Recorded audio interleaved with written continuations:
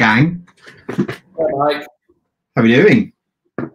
Very well. How are you? Good to see you, Tess. Good to see you, Mike. Second, sorry. What did you say, Gabo? All good. Just good to see you too. Always lovely to see you both. Always lovely to see you both. Right, show 2. 2020 wasn't all that bad. I mean, it wasn't ideal, but there was still so many good things that came out of 2020. There was some amazing goals, amazing highlights from the hockey world, and okay, we didn't get all the hockey in that we wanted to, but we still got some amazing bits in there. So tonight's show, we're going to talk about our favorite moments of 2020, some underrated players of 2020 from the Premier League, both in the men's and the women's game, and then we're going to recap what's gone on in 101 week, because it has been a mad week for Sport 101. So that's today's show. First off, Tess, I want you to just talk about your favorite moments of 2020. Yeah, so quite difficult because I thought about what 2020 was like pre-corona and post-corona, down 1 and 2, and so when you divide up the year like that, you're like, was March really 2020? But it definitely was. So my well, some of my highlights were from pre-corona were definitely sort of the New Zealand GB Pro League games, being able to go out to Auckland. On a personal note, I got to visit some of my family that I'd never seen before in New Zealand, in Auckland. So that was pretty cool. And the games, obviously, going out there and winning their home turf. But domestically, again, it's March. But for me, my highlight was the last game of the season, exactly pretty much the day before lockdown was announced. East Grinstead versus Surbiton in a historic victory for EG. And I know people probably like the classic. She's talking about EG as her highlight, but definitely this game and this specific moment, just describing it for you. Win the ball in the press, play it through to my teammate Gilly, who she plays it across the goal to Sophie, who plays it across the goal for a diving deflection by Kachi, our international that she came across from Czech Republic. So pretty epic game. It finished 6-1, but this was the goal to go 3-1 up and sort of seal and make Surbiton a bit nervy, I guess. So this is the goal. Right, let's play. Here we go.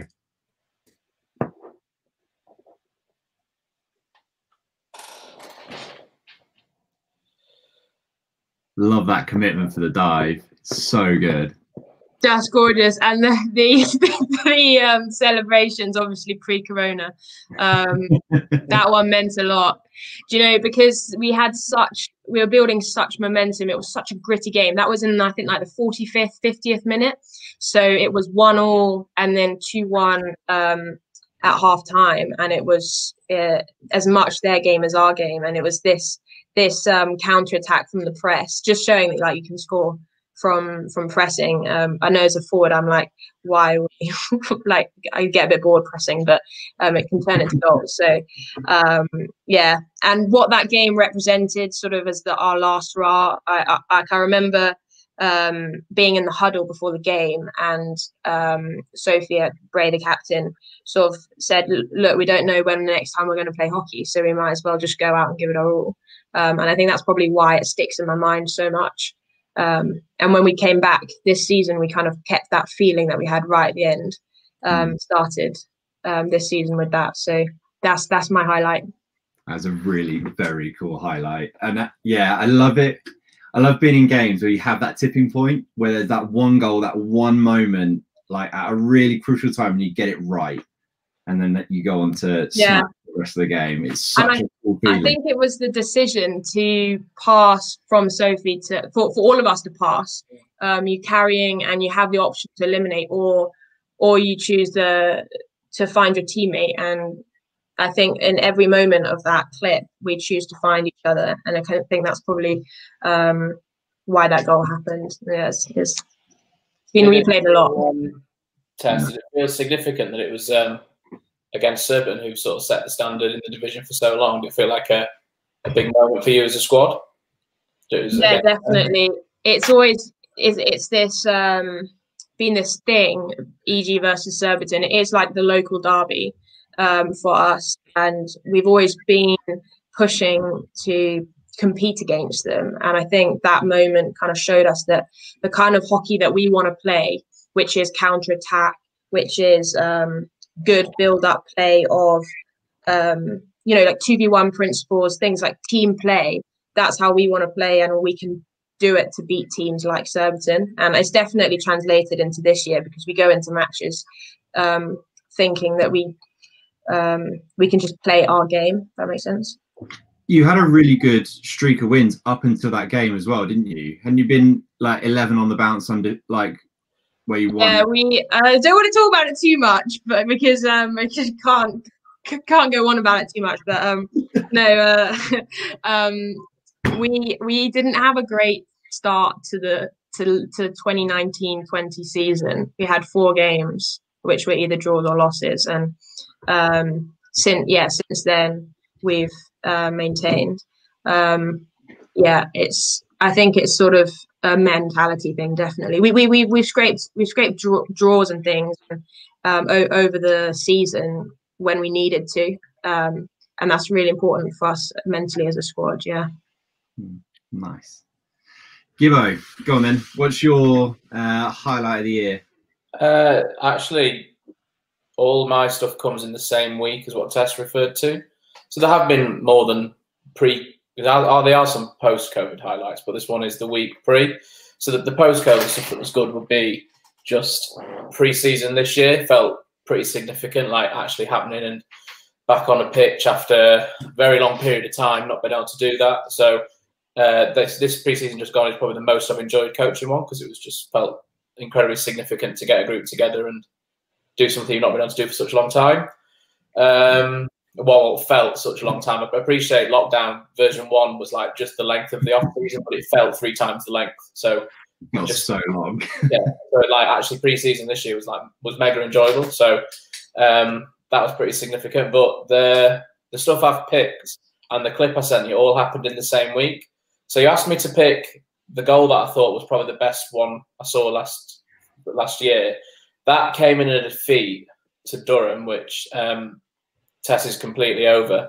So Durham beat Loughborough to go to what would have been Bucks' final. Loughborough went 1-up. So the goal that you'll show that I sent you is Liv Hamilton scoring arguably the best goal she'll ever score. It's outstanding. It's banger. I don't sure she won't mind me saying that. Actually, I shouldn't say that. She scores them regularly in training, but to get that one in a game on cam, I'm sure she's pretty happy. And then later in that week, I actually wasn't there for that game.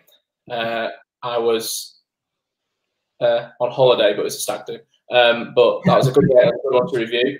But then that weekend, we had to, in the end we didn't have to, but we went into a game against Holcombe with Loughborough, having been knocked out of Bucks, thinking we don't know what's going to happen after 70 minutes. If we lose it, we certainly bring in 9th place into reckoning, provided Birmingham didn't win. And sort of something we could go into 9th place. And if we got a point, I think we were guaranteed we wouldn't go to 9th place. And if we won, we could come as high as 6th. So we're going into that game with a bit of pressure and disappointed with the Wednesday. And actually, I thought the ladies played really well. We were outstanding that day against Holcombe.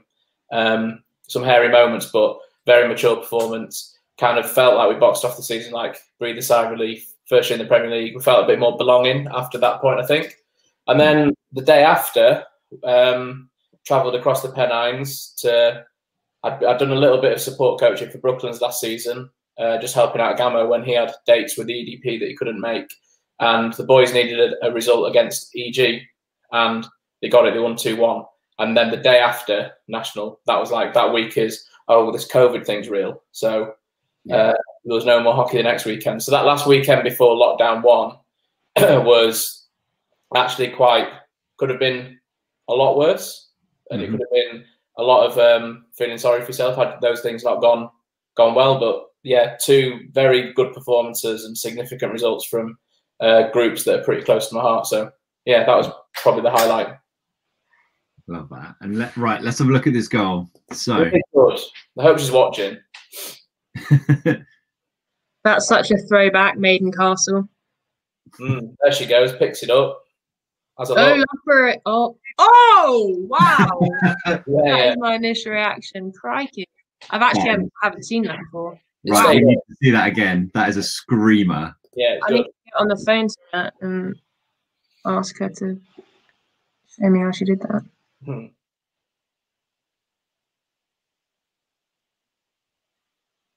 Yeah, absolute screamer. And the crowd go I wild. love that your fullback's running back to high five Miriam. She's sprinting back. Iona puts in a shuttle there to go and see men, which is great. Pre-COVID celebrations are different, aren't they? Oh, totally different. And when we were talking about it. Yeah. I mean, imagine just having to do a stick tap and an air high five after that. Get around. Sad. Yeah. Crikey. Do you think she was aiming low? Or No. Hollywood. She'd probably complained that she doesn't get to do that much this year because she played screen all last year and will get forward a bit from there, but she's playing halfback now. And she'd say, well, I don't get the chance top D anymore, do I? She'd probably say that, Liz. She'd probably find a way to complain about it. Right, it's a great goal. And she puts them in from all angles in like small-sided games. Like we'll take it on from the baseline, we'll cut to a backhand, and yeah, she's pretty ambitious in front of goal. So yeah, she's a good player. Small-sided games, beautiful for those goal-scoring. I'm literally advocating for like a 5v5 game. Yeah. Double D. The hockey fives. Hockey fives, yeah. Mike will know more, but there's going to be more 5-a-side rolled out, is there, Mike? I think watch this space. I think there's going to be. I think it's definitely going to be something which is going to be in addition to in the calendar.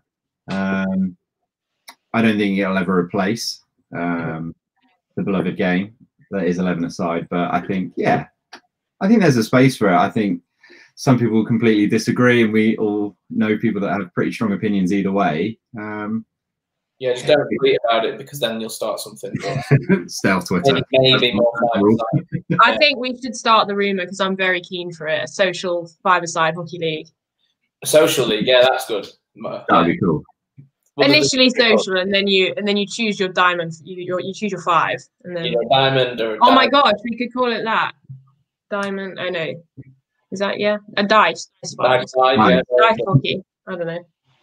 We just need 2 more tests. Michael go and goal. I'll stand at the back. You can score the goal. Just need a couple of runners. A 101 team. Yeah, absolutely. I tell you what, challenge out there for anybody who wants to take on a select 101 5 team. It would be pretty good. What? Then you could have like companies like put up 5-a-side teams. That would be pretty cool, like Touch Rugby do in the summer. Well, we're onto something here. Here we go. Right. Watch this space. This is going to happen. Mike's going to a 101 team for Southgate Sixers or something like that. Here we go. Go on, Mike. What are your highlights? I think for me, the fact that the feeling that people got when they managed to get back on the pitch after lockdown 1, was just unbelievable, and the amount of of hard work people had to go through, and then how people felt the other side. I think that's a huge highlight for me. Marlow and loads of other clubs, but Marlow were doing so much free hockey post lockdown, so just seeing friends, family, everyone just on the turf playing, that was just, like you say, that even though that was off season, that first lockdown, it felt so heavy, and then to come out the other side and just to see everyone on the turf was just awesome. It was such that was a huge highlight for me. I think everyone sort of remembers that first moment on the pitch, don't they? Yeah, it was huge. And then my highlight actually was seeing Ollie Payne get his debut. I think having known Ollie now for 4 years or so now, and been fortunate enough to spend a little bit of time with him when he was in the England 18s, just such a top lad. Fully deserves all his accolades and more. And I think, you know, his caps earlier this year are going to be the first of many. So yeah, I think. All the way through, here's a chance, and the short hand is shot, the follow-up, it's a double save from Payne. I think just looking through some of these saves that he had was just phenomenal. You know, this is his debut against arguably one of the best teams in the world. And he's looked so comfortable. That's a phenomenal save. It's a penalty corner. That's hit as well. Oh, I mean, those saves in his debut, he looks like he's been there forever. And I think he's got for me, he's got it in terms of he works really hard. He wants to be the best that he can be, but he also has that humility about it. And he just wants to enjoy the ride. But he'll do everything that he needs to do to not miss his window. And I think fair play, massive credit to him. He works incredibly hard, incredibly humble guy, and I think seeing him get those first caps was just really cool and really special. And he's had a really, really good league season as well in the Prem. Yeah. Debut season in the Prem, and I think he's done bits. So yeah, Ollie Payne is my highlight. Bit of goalie loving for that. Himself. He is my highlight. I didn't get to watch those games live, but I can't remember what I was doing, but my brother texted me and he said, "Is that Ollie Payne in goal for GB?" And I said, "Yeah, I believe it would be tonight." And he said, "He's just saved one from Jerome Hertzberger from the top." And then he went, "Okay." And he went, "So I scored against him 2 years ago. That means I now flick a better ball than Jerome Hertzberger." I'm not sure that's how it works, Matt, but the Donny game 2 years ago, GB, Holland now. I'm not sure that's how, but he was like, "I think that is that confirmed," or yeah.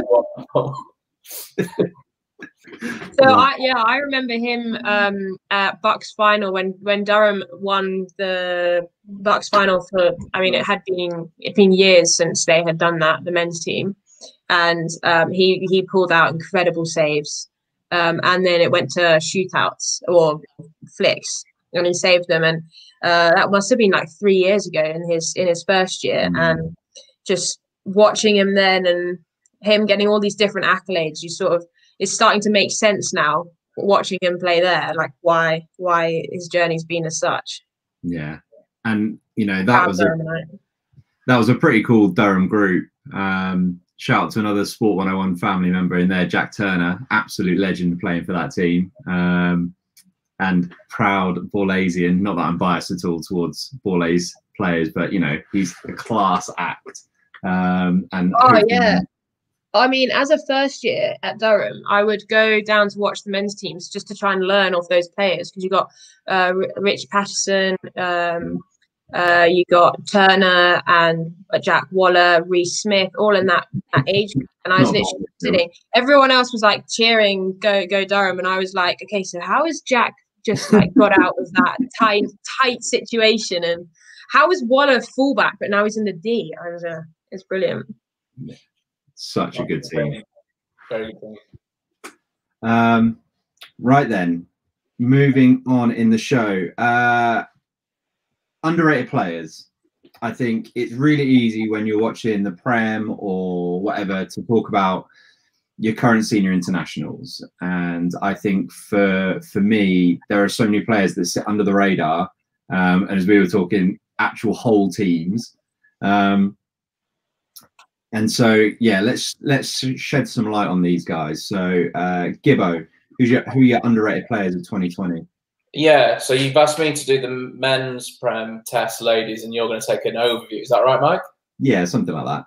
All right. So, notwithstanding senior internationals, which is tricky because they get rightly so, get a lot of plaudits, a lot of interest. I've gone for 3 players for very kind of different reasons. So the first one I'll go for would have played most of his Prem career alongside a fair amount of internationals, but actually looked like he was on that level himself a lot of the time. So it's an EG player. He doesn't know I don't know him, and he probably won't know he's getting a shout out. But whenever I've been with Brooklands and done any footage and watched Prem, I always thought he was someone that very calm on the ball, finds solutions, very good in tight areas, gets on the ball an awful lot, and that's Dominic Bowden. I thought he was very good and influential for EG and has been for a number of years.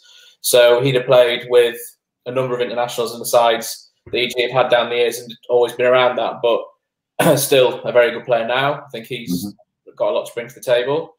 Second one, again, never spoke to him, but Exeter is a new Premier League side, as pretty much, well, I think they are entirely a student side.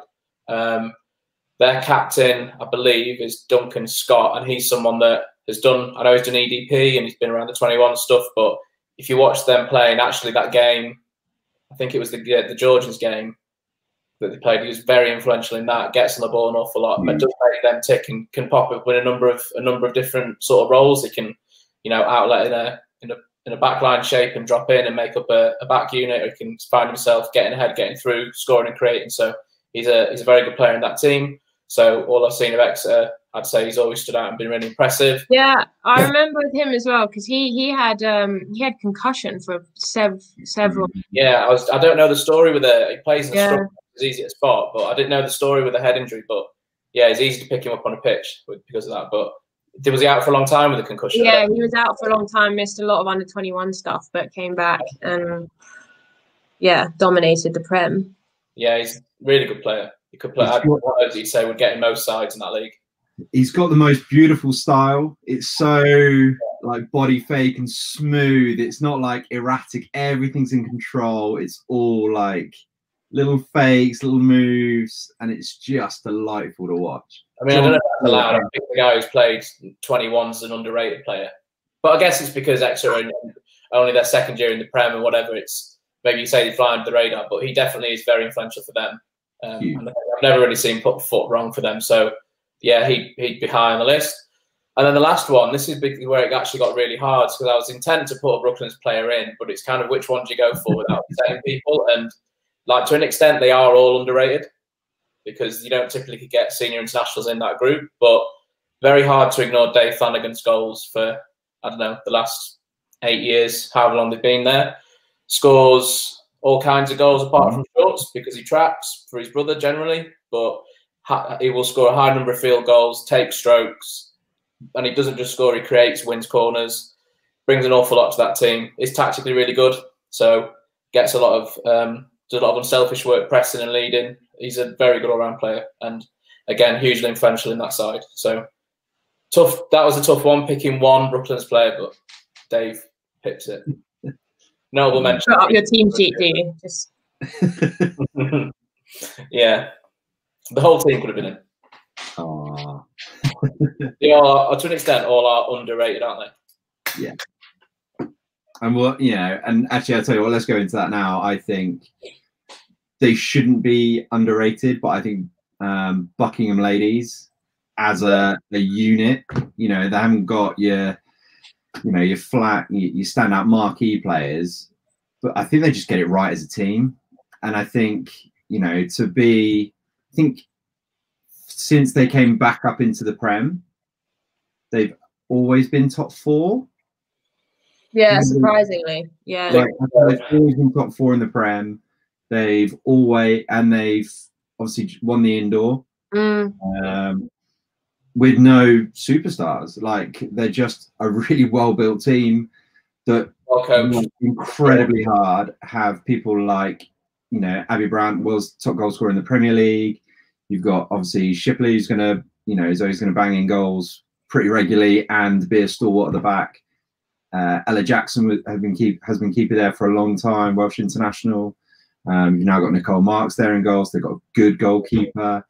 Max, obviously, a class coach. And so there's a lot of good things going for Buckingham as a small club, because they are a really small club. I think their men's ones play Buckingham Div 3 or something. It's a pretty low division. But actually, the rest, that ladies' side is a proper team. They're galvanized together. So I think I've classed them as underrated, but they shouldn't be underrated. They should be feared because they're just not to play. They're a very physical team, and you're right. They get their team structures well. So they actually play some like nice hockey structure wise. They're hard to play against. We drew to them earlier in the season, 1-1, and that's a game that we went into like quite confidently, but they're hard, especially playing away at their home pitch in Stowe School. You drive in and you think, oh, this is going to be gorgeous, like amazing facilities, Stowe School, surely, and then you turn up and it's less. The nicest place in the world until you fall down that Astro. Stowe is like driving through Middle Earth and Narnia or whatever. It's like so literally statues everywhere. Yeah, it's the nicest sort of views on the way in and facility. It does blow you away a little bit, but then the pitch is very sandy, to be fair. The 5-mile drive, whatever. I've always thought the analysis, the tower behind, like, I don't feel for the guy that goes up there because it's very low and it's not got any protection. It's like a foul or a save, and you are in the firing line. So I've always thought you take life in your hands up there a little bit. And facing into the sun. Yeah. So not only are you staring into the sun like this, you've also got the reflex of a cat up there. Yeah, it's a tough place. I remember being blinded going one way, definitely. Not ideal. But agreed, they are a really good side. And I'm glad you said they are physical tests, because I felt the same when we played them. So obviously I'm coaching and watching. I thought, this looks like it's been played like right on the edge of what's acceptable before an umpire gets interested. But coming off, I think they thought the same of us, which is quite a nice place to be. Like it was played at a good tempo, but nothing that I don't think went too far. But yeah, I'm glad you thought they were physical, because I looked at it and thought that's probably a lot of stuff. And we were there as well, but right on the edge of where you could have got interested from an umpiring perspective. But I don't mind that. I think that's a good place to be. And I think then carrying on in terms of underrated players, I think Ben Albury for OGs, I think is just a class player who is such a utility player as well. He's got unbelievable hands. He's got a really good engine on him. Halfback, midfield, screen, fullback, like anywhere, and he's just going to cause damage. And he's just such a class player. And then my last one is an absolute legend in Laura Myers, who's just love that girl to bits. She's such a hero and like just makes such a difference. And I think we've got a comment saying, Buckingham is an underrated star. So yeah, is it? No, it's actually from Ian, who is a Marlow parent. So yeah, good to see you, Ian. So yeah, I think for me that whole I think Laura Myers is just an absolute legend. Having known her for years, she is someone who works hard, who is always the sunshine in a team. Just is eternal happiness. Yeah, definitely. Yeah, she joined EG this season and has been so vital for us in so many games, keeping us in matches and producing extraordinary saves. That she's won man of the match multiple times. Yeah. And even in training, like we have a bit of banter around who's going to save or who's going to score. And I remember this one time in training I slid to dive, and like she the ball just like lobbed over her, like quite lucky. And then literally 2 minutes later, I'm on the ball and she comes in and she just like slide tackles me legally, like completely. And I'm just like lying on the floor, and she's like, "That's for before." That's it. So she's got that. It's like underestimated competitiveness inside her. Like she's so casual, and then she'll just come out with all this. That's the awesome. other question, Tess, is does she still have a love for pads, those oboe ones with the logo on? Yeah, she does. Oh, she's still wearing them? I think so. Amazing. I don't know. She wears red pads, red and blue. Yeah. I'm pretty sure she had some ones like the ones Miriam has now with the Loughborough crest on them. Oh yeah, Miriam. Yeah. I know those. Georgie Pugh, also a 101 legend. You can't not be happy around Myers. Yeah, literally. Very true. She when she first joined EG, she came down for one of the like junior coaching sessions, and she came up to me afterwards and she was like, "Is it weird that I'm friends with the under 14 girls team, but I haven't met the first team yet?" And I was like, "No, you're just chill. It's being you. It's fine. You'll merge. It'll be fine." Yeah, and I think having I had Myers in goal when I was with Reading in the women's Prem. It's just phenomenal indoors, absolutely phenomenal. Came in as a guest and just kept us in games, won us games. The following year she went to Holcombe and played indoor for them. Did they win that year, or they got to the final potentially the following year? So yeah, phenomenal keeper, and yeah, definitely. Yeah, unless you know her, she'll be underrated. But anybody who knows Myers knows how amazing she is. Yeah, so that is my underrated stars for 2020. Tess, go on then. Who are your underrated? Yeah, I'm gonna pick two actually. So my first is a shout out to Robin Collins at Surbiton at the back.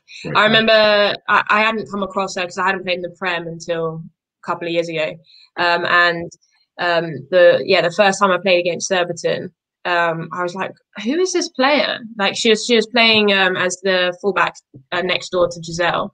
So I was like, crikey, she's got a huge aerial. She can drag flick. She's so good, like her reach. And then I found out that she plays for Scotland. But every time I play them, you have to watch out for her. Distribution skills, leadership at the back. Especially, I think this year where Surbiton they had a big intake of players in terms like Alice Wills, Steph Elliott. Multiple others like Lottie Ross came back from university, so did Eloise Stenner, and so they had like a team that kind of needed to be brought together. And I think from at the back, she's done an incredible job there. Also has a slider, which is annoying because as a forward you're pressing and then the ball goes like past your left foot. So she's my first. And my second is also a defender, shockingly, I know. But it's Freya Bull. And Freya's actually a great friend of mine, and a fellow 101er, I believe. And ball Asian, yes. And the reason I chose Freya is because I think, Gibbo's face. Sorry, just laughing at Gibbo. Trying to be serious here, Gibbo. It's all the in crowd, isn't it? No, these are my reasons. It's a southern setup. I'm kidding. Go on. She'll join EG after this as well. So yeah, I can see that coming. Oh yeah, okay, yeah. No, Freya. No, the reason is because like people at the back don't tend to. I mean, this is quite a generalization, but don't tend to have a lot of speed. But Freya is a halfback who can beat anyone in the 10-meter, 20-meter sprints. So putting her, it's like you would have a Lily Owsley on the wing, that kind of speed. And I think she's able to, you have a forward closing down, she can just like run straight past them and create things. She ends up in the D. It's great. It's a type of hockey that I think the EDP under 21s are learning to play, which is sort of that give and go, and not just like the one layer, but we're talking halfback plays it to screen, halfback's gone, and halfback can replace the winger, and that's the kind of hockey that I'd love to play.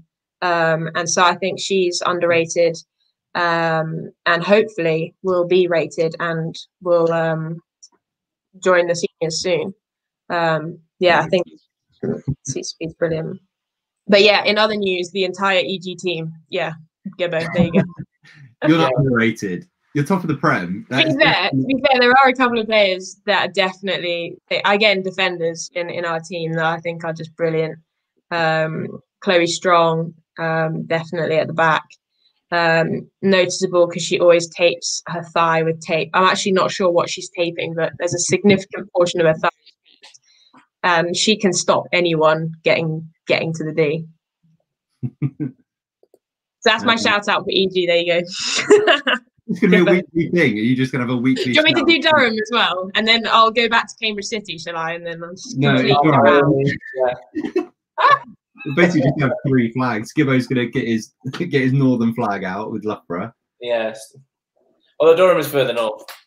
That is true. That is true. Right.